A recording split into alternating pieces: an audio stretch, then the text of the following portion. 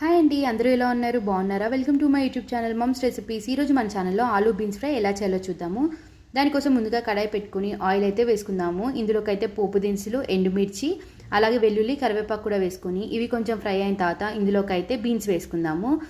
ఇవన్నీ ఒకసారి మిక్స్ చేసుకుందాం. బీన్స్ అయితే ఒక 5 మినిట్స్ ఇది బాగా మగ్గిన తర్వాత ఇందులోకి అయితే ఆలూస్ని కూడా యాడ్ చేసేసుకొని బాగా మిక్స్ చేసుకోవాలి.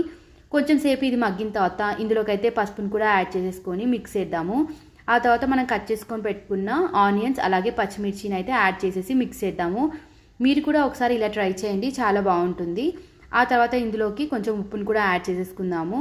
ఒకసారి మిక్స్ చేసి ఇందులోకి కొంచెం కారం అలాగే గరం మసాలా కూడా యాడ్ చేసేద్దాం.